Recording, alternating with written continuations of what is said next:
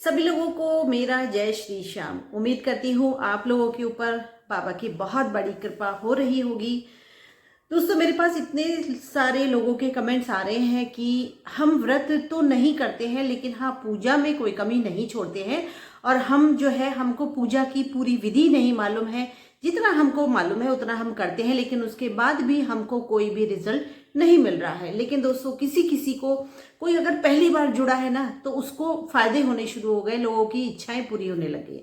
तो दोस्तों, ऐसा क्या है जो कोई पहली बार जुड़ा है तो उसका एकदम से काम हो रहा है, और जो सालों से जुड़े हुए हैं उनके काम में बाधाएं आ रही है। तो दोस्तों, आज मैं सबसे पहले आपको बताऊंगी कि अगर आप श्याम बाबा से जुड़ गए हैं या उनको मानने लग गए हैं या मानते चले आ रहे हैं, और आपको लगता है कि आपका कोई काम नहीं बन रहा है और हम उनका व्रत शुरू करना चाहते हैं, तो हमको व्रत शुरू करने की पूरी विधि आज मैं आप लोगों के साथ शेयर करने वाली हूँ। क्योंकि दोस्तों देखिए, सबसे पहली बात तो ये है, जो श्याम बाबा है ना, ये बिना वहम के देवता है। मतलब इनकी पूजा में आप कोई भी वहम ना पालें कि ऐसा नहीं ऐसा करना है, ऐसा नहीं ऐसा करना है। जो आपकी श्रद्धा भाव से जो कुछ भी इनके लिए हो जाए ना, वो सब कुछ उन्हें स्वीकार हो जाता है। इतने सरल स्वभाव के हैं हमारे जो कि हैं श्याम बाबा, जिनको सारी दुनिया मान रही है, सारी दुनिया पूज रही है, सबकी पूजा से खुश है, सबके व्रत से खुश है, सब कुछ हर तरीके से लोगों के घरों में खुशियां आ रही है। तो दोस्तों, थोड़ा समय लग सकता है आपकी सेवा भाव से, या आपके जो भाव है वो अगर आपके कहीं ना कहीं छल फरेब है आपके दिल दिमाग में और आप इनको मान रहे हैं, तो दोस्तों भूल जाना कि आपके ऊपर कोई बहुत ज़्यादा विशेष कृपा करने वाले हैं। तो दोस्तों, बात करते हैं इनके, सबसे पहले व्रत की बात करते हैं। क्योंकि जो लोग इनको मनाने के लिए या अपनी जीवन को सफल बनाने के लिए खाटू श्याम जी का एकादशी का व्रत शुरू करना चाहते हैं, तो पहले मैं आज उसकी पूरी आपको विधि बताने वाली हूँ, पूरी डिटेल बताने वाली हूँ कि उसको कैसे करते हैं। तो दोस्तों, 11 के दिन यानी कि एकादशी के दिन महीने में 2 आती हैं। एक आती है जो कहते हैं उजाला पाक, एक होती है अंधेरा पाक। यानी कि एक एकादशी होती है शुक्ल पक्ष की और एक एकादशी होती है कृष्ण पक्ष की। तो इस तरीके से महीने में 2 11 आती हैं। आप चाहे तो दोनों पे व्रत कर सकते हैं, अगर आपका स्वास्थ्य एकदम अच्छा है। और अगर अच्छा नहीं है और आप चाहते हैं आपके घर परिवार में सब लोग निरोग रहे, सब लोग खुश रहे, तो दोस्तों यकीन मानिए एकादशी का व्रत करना शुरू कर दीजिए। पूरे घर से करवाइए, इतना ज़्यादा पवित्र ये व्रत माना जाता है। क्योंकि दोस्तों, ये जरूरी नहीं है कि एकादशी के दिन चावल नहीं खाने, अन्न नहीं खाना, या आपको नॉनवेज नहीं खाना। तो दोस्तों, इस व्रत का जो फल है ना, वो इतना अमेजिंग फल मिलता है कि आपके घर में कोई भी बीमारी नहीं हो सकती। कैंसर जो कि आज महामारी बन चुका है ना, कैंसर तो दोस्तों आपके घर में किसी को छू भी नहीं सकता है। इतना चमत्कारी व्रत माना जाता है एकादशी का। क्योंकि दोस्तों, इस दिन को ना एक तरीके से रोग निवारक व्रत भी कहा जाता है। तो इसलिए आपने शुरू नहीं किया तो इसको जरूर करिए, और हो सके तो पूरे परिवार को करवाइए। पूजा नहीं कर सकते, लेकिन जो व्रत की जो विधि है वो सब तो कर ही सकते हैं। जरूरी नहीं है कि दोस्तों आप जो है आडंबर करें कि हमें सुबह भी मंदिर जाना है, शाम में भी मंदिर जाना है। आपके फैमिली मेंबर इस चीज़ के इच्छुक नहीं है और आप जो है नहीं जाना चाहते, और आप उनको प्रेशर में ला रहे हैं कि नहीं चलना है चलना है, तो दोस्तों इसको ना इजी करिए। क्योंकि ताकि इतना इजी करिए जो कि आपके घर में इस व्रत का पालन हो सके। और ये तो पता ही है दोस्तों, श्याम बाबा बिना वहम के देवता है। तो बस नॉनवेज का थोड़ा सा विचार रखिए, बाकी अन्न का विचार रखिए उस दिन, बाकी फल खाइए, जो व्रत से संबंधित सामान होता है वो खाइए। तो अब बात कर लेते हैं कि हमको उस दिन करना क्या होता है, पूजा कैसे करनी होती है, और उस पूजा का फल हमको कैसे मिलने वाला है, इस पे आज बात करते हैं। तो दोस्तों, सबसे पहले थोड़ा सा उस दिन जल्दी उठ जाइए। और उठने के बाद, क्योंकि कहते हैं कि व्रत वाले दिन इतना काम होता है, तो जल्दी उठ जाएंगे तो उस काम को आप आसानी से कर लेंगे। तो सुबह को कोशिश करिए थोड़ा सा जल्दी उठ जाएं। और जल्दी उठने के बाद सबसे पहले, अगर आपकी मेड आती है, जल्दी आती है, तो कोई बात नहीं, उससे सफाई करवा लीजिए। नहीं, थोड़ा लेट आती है तो आप उस दिन अपने घर की सफाई को खुद शुरू कर दीजिए। क्योंकि ये जो व्रत होता है ना दोस्तों, ये विष्णु भगवान और लक्ष्मी जी का भी व्रत माना जाता है। तो इसलिए उस दिन आप खुद ही सफाई करिए। मेन गेट की धुलाई जरूर करिए। अगर आप कहीं फ्लैट में रहते हैं, ऐसी जगह रहते हैं कि आपके घर में मतलब मेन गेट पे धुलाई नहीं हो सकती, तो दोस्तों उसको साफ रखिए। साफ करने के बाद दोस्तों, सबसे पहला काम, आपने झाड़ू लगा ली, सफाई कर ली, उसके बाद सबसे पहले अगर आप चाय वगैरह पीने के इच्छुक है तो एक कप चाय भी पी लीजिए। दिन की शुरुआत अगर हम चाय से ही करते हैं तो कर लीजिए, क्योंकि ऐसा नहीं होना चाहिए कि हमने व्रत किया है तो और आपने फेर बदल कुछ कर दिया अपनी जीवन मतलब दिनचर्या में और आपको कोई प्रॉब्लम होती है तो वो दिनचर्या तो आपको शुरू करनी ही चाहिए। क्योंकि दोस्तों बिना वहम के देवता है, तो आप ये ना सोचें कि उनको ऐसा लगेगा उनका व्रत में कुछ दिक्कत आएगी, ऐसा कुछ भी नहीं है। बहुत बहुत सरल तरीके से आप इसको कर सकते हैं। अब चाय पीने के बाद आपको फ्रेश हो जाइए और नहा धो लीजिए। नहा धोने के बाद दोस्तों सबसे पहला काम है अपने मंदिर की अच्छे से सफाई करिए। छोटा मंदिर है, बड़ा मंदिर है, जैसा भी है, सबसे पहले उस मंदिर की सफाई करिए। श्याम बाबा को अगर मूर्ति है या फोटो है, जो भी है आपके पास, तो उस दिन ना दोस्तों उनका अगर आपने कपड़े पहना रखे तो कपड़े जरूर चेंज करिए। तो उनको सबसे पहले कपड़े बदलिए, जल का छींटा लगाइए, उसके बाद उनको कपड़े पहनाइए। अगर फोटो है तो फोटो पे अगर आपने कपड़े नहीं पहना रखे तो नो प्रॉब्लम, लेकिन आप जल का छींटा जरूर लगाइए। फोटो पर भी जरूर लगाइए, जो सारे आपने फोटो वगैरह रख रखे उसमें भी सबको जल का छींटा लगा के, और जो भी आपके घर मंदिर में जो भी भगवान हैं, जो कपड़े बदलने वाले भगवान हैं, उन सबके ही कपड़े बदल डालिए उस दिन, क्योंकि बहुत पवित्र दिन माना जाता है एकादशी का दिन। उसके बाद दोस्तों सबको कपड़े पहनाइए। श्याम बाबा को भी कपड़े बदलिए। अगर आपने मूर्ति को रख रखा है और कपड़े आप पहनाते हैं तो उनको कपड़े पहनाइए। कपड़े पहनाने के बाद उनका जो है ना दोस्तों फूलों से श्रृंगार जरूर करिए उस दिन।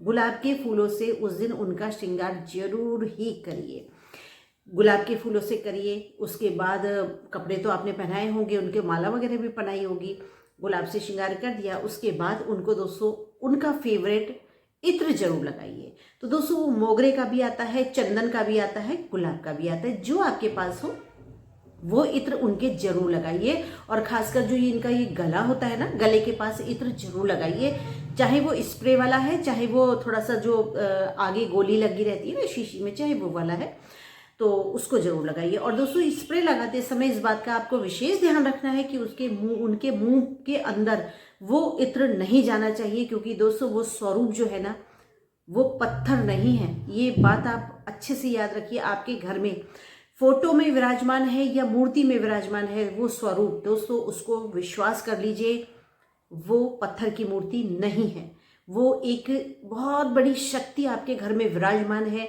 तो कोशिश करिए उनको इसी तरीके से खिलाइए पिलाइए। उनके इत्र लगाने का तरीका भी थोड़ा सा इस तरीके से होना चाहिए कि उनके मुंह में इत्र की एक भी बूंद नहीं जानी चाहिए, क्योंकि दोस्तों वो आपके घर में ना एक बहुत बड़ी शक्ति के रूप में विराजमान है। आपके घर में कोई परेशानी नहीं आने देंगे, कोई बीमारी नहीं आने देंगे, आपके घर में किसी भी तरीके की परेशानी आने से वो रोकते हैं। तो इसलिए उस स्वरूप को बारंबार प्रणाम है जो भी आपने अपने घर में रखे हुए हैं।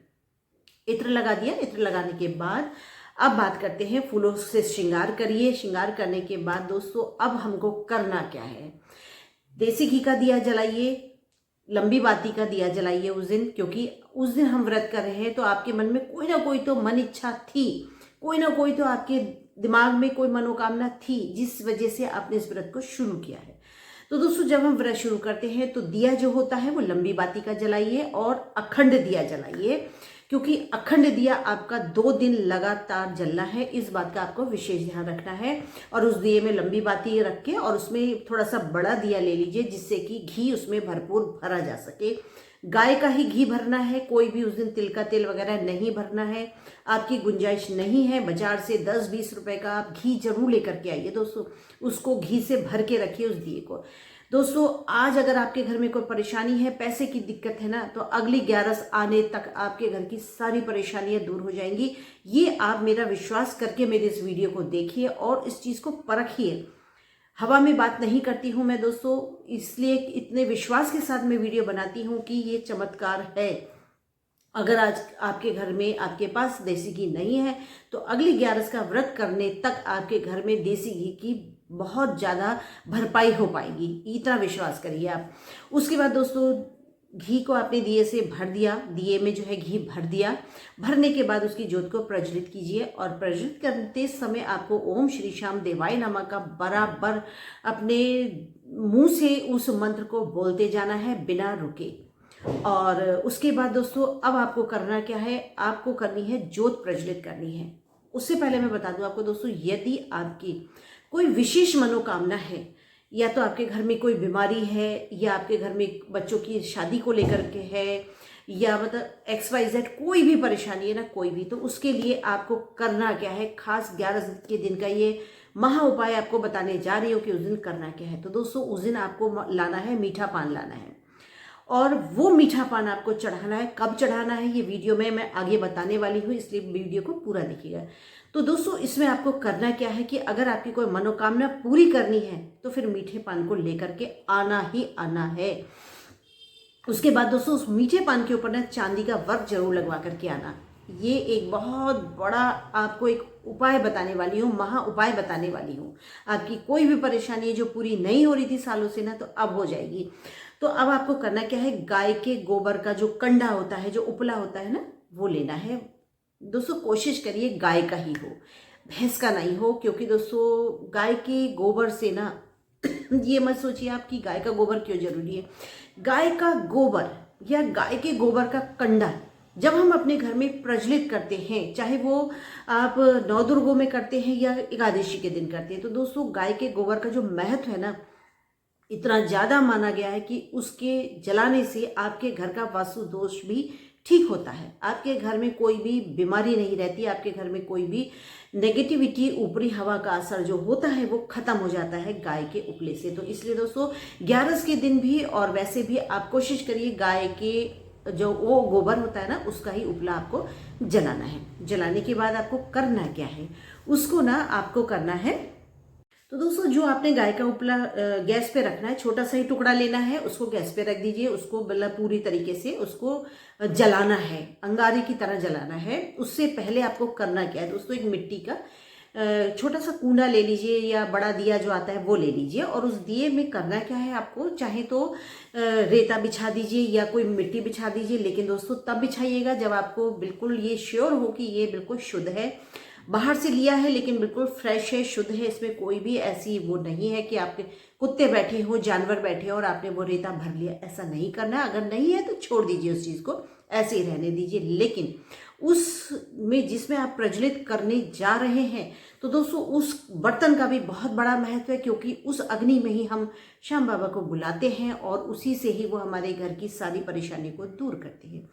तो आपको करना क्या है, आपने जो भी, चाहे वो भारी तले का बर्तन ले लिया, आपने कढ़ाई ले ली, तवा ले लिया, या फिर मिट्टी का कोई बर्तन ले लिया, तो आपने करना क्या है, बड़ा बर्तन है तो उसमें दोस्तों सतिया बनाइए, रोली से सतिया बनाइए। सतिया बनाने के बाद उसमें थोड़े से चावल जरूर डालिए। और अगर छोटा है आपके पास, मिट्टी का बर्तन है या कोई लोहे का या पीतल का, जो भी आपने बर्तन लिया, अगर वो छोटा है और आपको लगता है कि इसमें सतिया नहीं बन सकता, तो दोस्तों आप ना किनारे किनारे उसमें 5 इसकी रोली की बिंदी जरूर लगा दीजिए। अगर सतिया नहीं बन सकता है तो, बन सकता है तो उसमें भी आप सतिया बनाइए, वरना आपको 5 रोली की जो है ना, इस तरीके से थोड़ी थोड़ी दूरी पे बिंदी बना दीजिए। और बिंदी बनाने के बाद उसमें आप जो है ना 4 से 5 चावल, टूटा हुआ नहीं होना चाहिए चावल, बिल्कुल साबुत होना चाहिए, वो चावल उस कूंडे में आपको डाल देना है। और डालने के बाद जब वो अग्नि प्रज्वलित हो जाए, अच्छे से उसका धुआं निकलना बंद हो जाए, तब आपको वो जो आपने जो बर्तन रखा है ना, वो वहीं मंदिर में ही रखना है,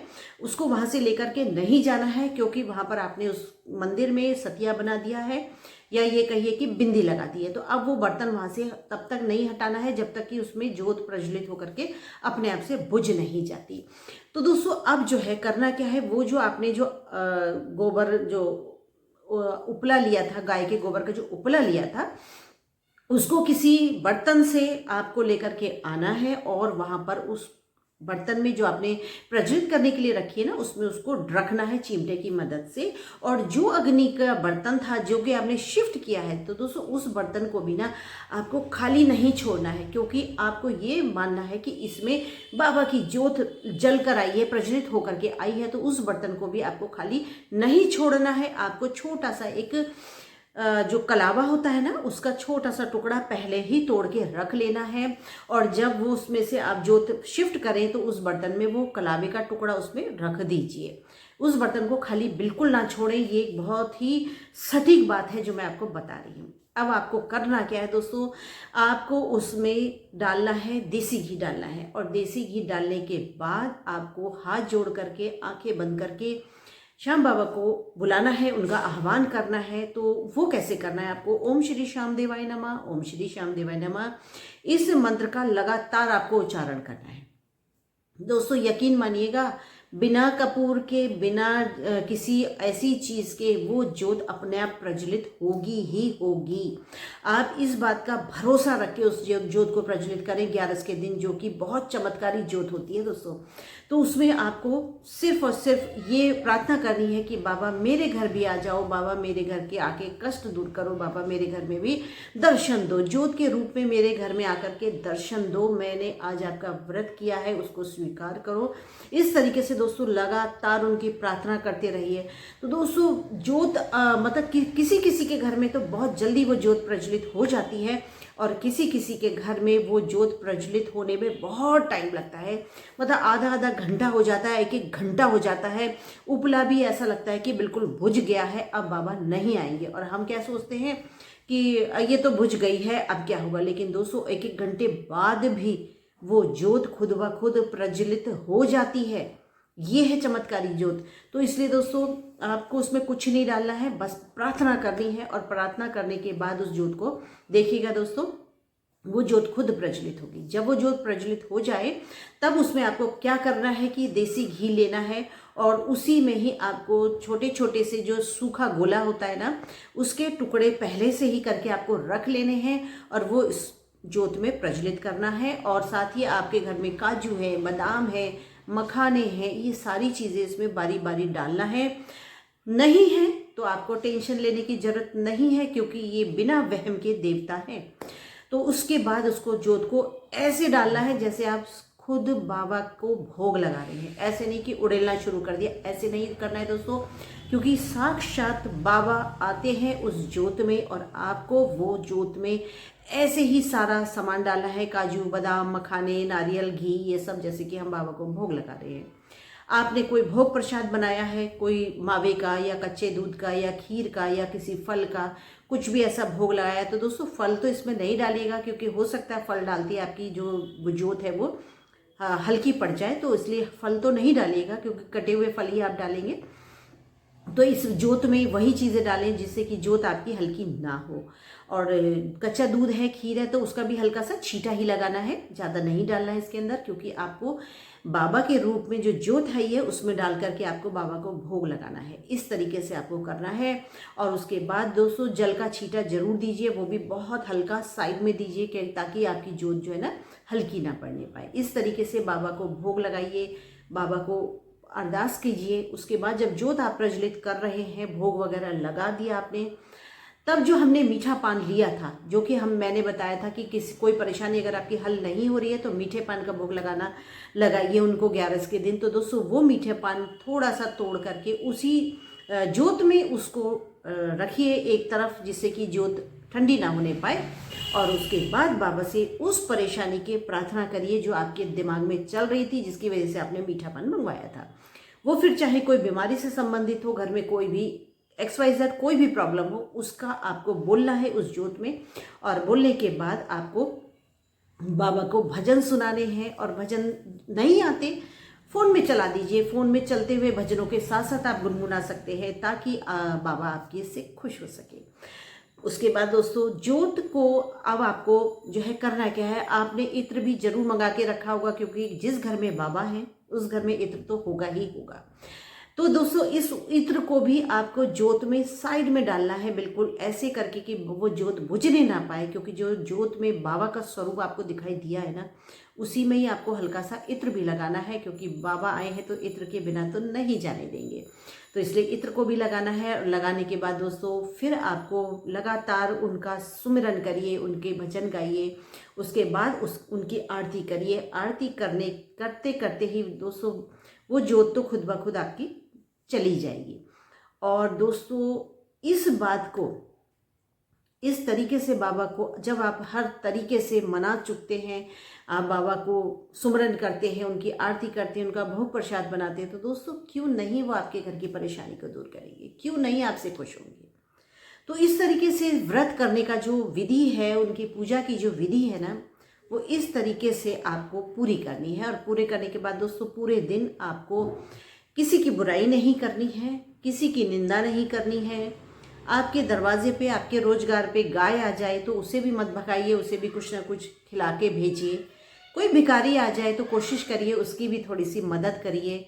कोई गरीब आ जाए तो कोशिश करिए उसकी भी मदद करिए, क्योंकि दोस्तों न जाने किस रूप में नारायण मिल जाए। तो दोस्तों ये फंडा अपना लीजिए, गरीबों की मदद करिए और साथ ही दोस्तों कोशिश करिए अपने मुंह से किसी की बुराई ना निकले, किसी के लिए भी हमारे मुंह से किसी को गाली ना निकले, किसी के लिए अपशब्द ना निकले।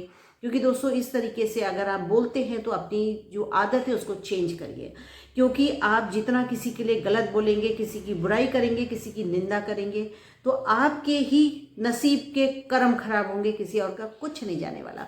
तो दोस्तों व्रत का फायदा क्या हुआ? सिर्फ ये कि आपने पूजा कर ली, व्रत का खाना खा लिया और मस्त? नहीं दोस्तों, व्रत के कुछ ऐसे नियम होते हैं जो आपकी जिंदगी के बदलाव लाते हैं, आपकी जिंदगी को सुधारते हैं, आपकी जिंदगी में खुशियां लाते हैं। और जब आपने बाबा को अपना लिया है ना, तो कुछ अपनी गंदी आदतों में भी चेंज लेकर के आइए और फिर देखिए आपके घर के जो दरवाजे हैं ना वो खुशियों के लिए कैसे खुलने शुरू हो जाएंगे। आपके कारोबार में बढ़ोतरी हो जाएगी, आपके घर परिवार में बढ़ोतरी हो जाएगी, घर में शहनाइयाँ गूंजेंगी, घर परिवार में जो है ना आपके दिन दुगनी रात चौगनी तरक्की होने लगेगी, कोई बीमारी प्रवेश नहीं करेगी। क्योंकि दोस्तों जिसने श्याम बाबा को मान लिया ना, उसके वारे न्यारे हो रहे हैं। वो जो है ना सेठों का सेठ कहलाने लग जाता है, हर तरीके से समाज में उसकी इज्जत बनने शुरू हो जाती है। तो ऐसे ही हमारे बाबा। तो दोस्तों इसी तरीके से दोस्तों आपको जो है व्रत शुरू करना है। पूजा की मैंने पूरी विधि आपको बता दी है। और उसके बाद भी अगर आपके कोई क्वेश्चन है तो दोस्तों कमेंट बॉक्स में मेरे को क्वेश्चन करिए, उसका जवाब भी मिलेगा। आपकी परेशानियों का हल मैं ऐसे ही लाती रहती हूँ। अगली वीडियो में फिर मिलूंगी, तब तक के लिए सभी लोगों को मेरा जय श्री श्याम।